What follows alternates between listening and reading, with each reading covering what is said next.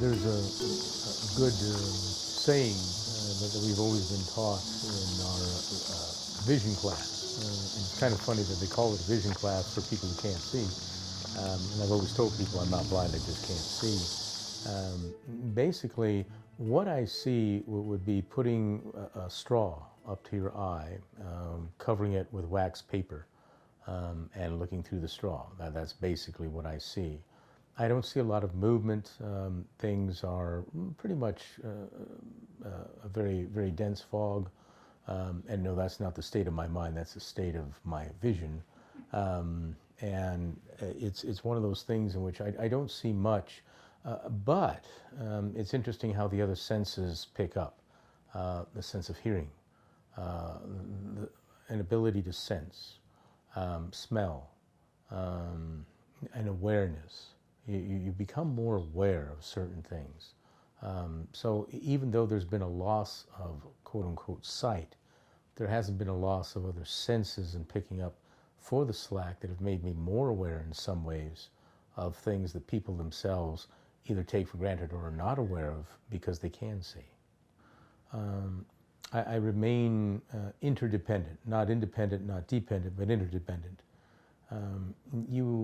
You have to understand that people need to help you at times, because without that assistance, it makes life much more difficult. I remember very clearly a good example of one day I lost something, simply because I didn't put it back where it was supposed to be. You know, people with vision problems, they have to put things in a certain place. And so I didn't put it in a certain place. I was really frustrated with myself for not doing that, and so I spent the next hour and a half looking for it. And I still couldn't find it. I asked the secretary to come in, find it. She found it within 10 seconds, and it was a good lesson to me to realize I need to be interdependent. And therefore, I see my situation as an opportunity to benefit others as well as myself, to grow. People have no problem assisting me. People want to give me rides. People want to be involved in doing whatever they can. I'm the one who sometimes tells them no. It is my responsibility to let them become part of that, because that's actually a ministry for them. For me to say no would be denying a ministry to them. But I also need to educate them on what they need to do and not do. Of course, there's a lot of things I can do for myself that I need to do for myself, and educate them on what it needs to do. So it's an education process. It's a shall we say, a process of allowing others to minister to.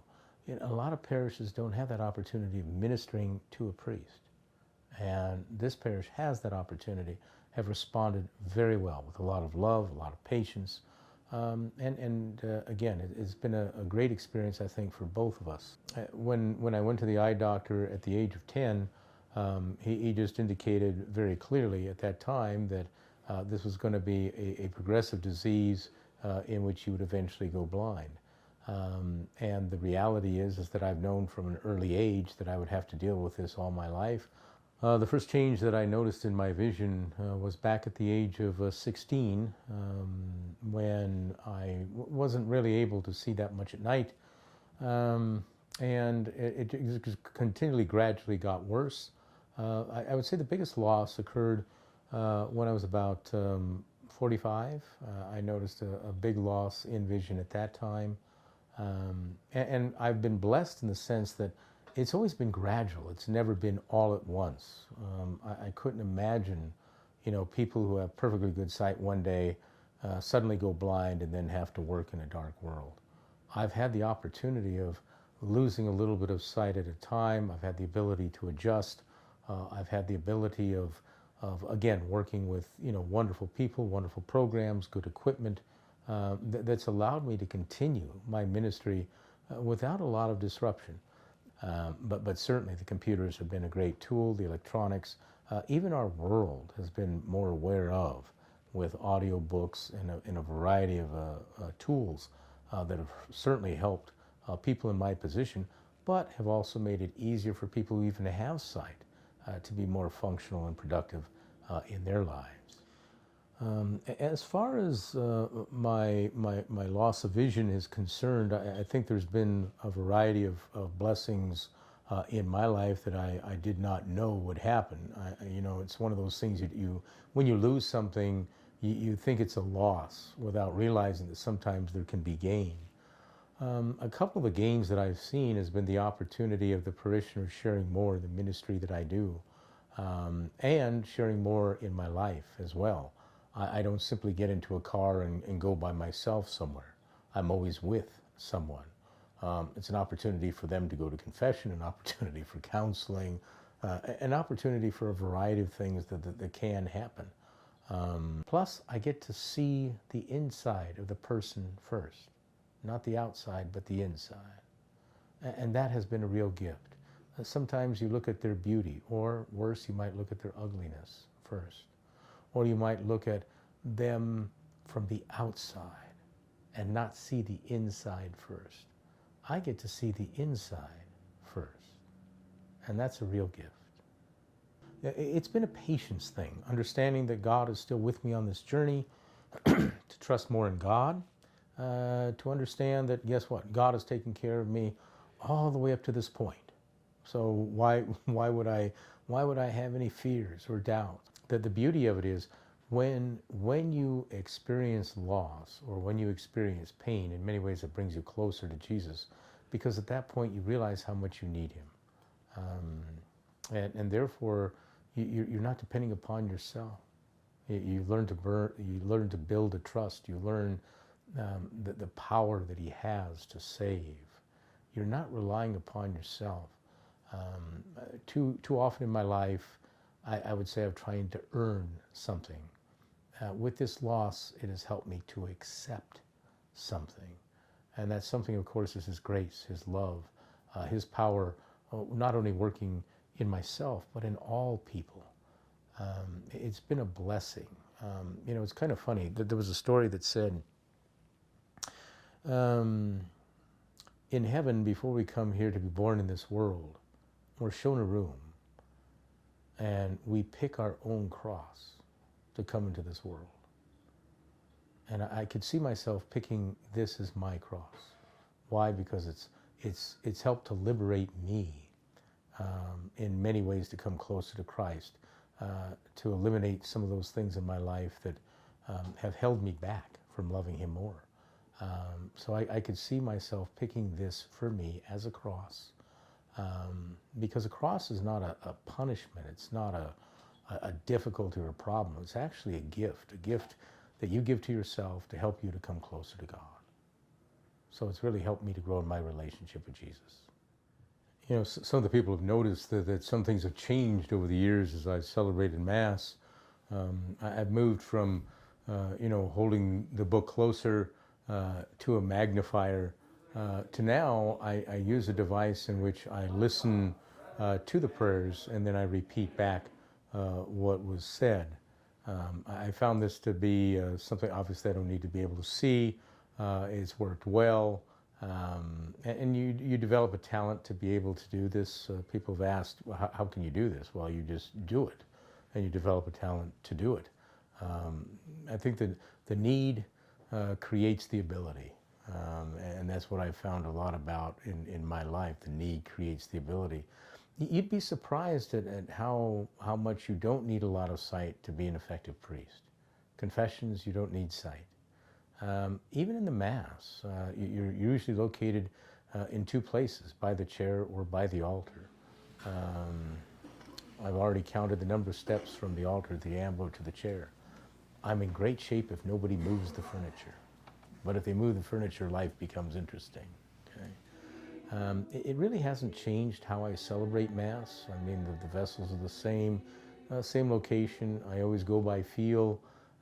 The deacons in our parish have been very helpful in making sure things are in their proper place, so I know what to work with, how to work with it. It really hasn't changed my preaching all that much, other than the idea that I will interject some stories or some experiences that have happened that might be pertinent to the message of the gospel, helps people to relate in some small way. It's given me perhaps a little bit more ability to use an example, a story, or personal experience, which I think has been a blessing for a lot of the people. It's also been a healing experience for myself as well. But for the most part, marriages work the same, baptisms work the same. And again, I just let the people know what it is that they have to do. And even receiving communion, people have to take my hand to guide my hand up to their tongue if they want to receive on the tongue. But if they just hold out their hand, I'll find it. And it works that way well. So far, everything has gone, I would say, well. The parishioners don't seem to have any complaints or haven't voiced any complaints to me. And right now, as far as masses, sacraments, other things that I do, including hospital visits, nursing homes, etc. Again, I've had the great benefit of the Legion of Mary from Sacred Heart assisting, other parishioners assisting.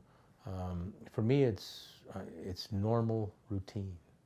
And what I explained to people, I said, all pastors have disabilities. Sometimes they don't know it.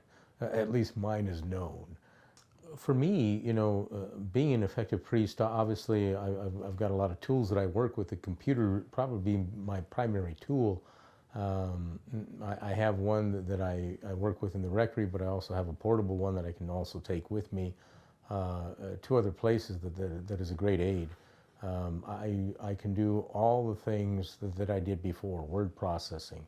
I can scan the internet. I can do emails. I even have an Excel program that gives me all the parishioners' phone numbers so I can call whoever I need to call. There's nothing that I can't do on the computer. I even have an accounting program so I can check the books periodically as far as my own accounting as well as the computer, the parish accounting. So in all those things, I mean, the computer empowers me to do all the things that I would quote unquote normally do if I had vision. The only drawback, of course, it takes more time. When you can see right now. I would probably say the parish community has had some adjustments to make to somebody who has a vision loss. Their response to me has been more than kind, better than I deserve. I always have a little thought in the back of my mind: should I be doing this? Are they getting the full benefit of somebody who has a vision loss? Would they be better off with a person who could see? I always operate under those thoughts because I have to be mindful of the fact that I can't be here for my sake. I have to be here for their sake. And so consequently, I'm always aware of, if this isn't going well, is it time for me to do something different? Is it time for me to move on to something else, whatever that might be? But the parishioners' response has been nothing but kind, has been nothing but supportive, has been nothing but, please continue. I'm thankful for being here. I'm thankful that they have loved me as much as they have. They supported me as much as they have. It's been a blessing, I know, for me. I just hope in some ways it's been a blessing for them to help them grow, to come closer to God.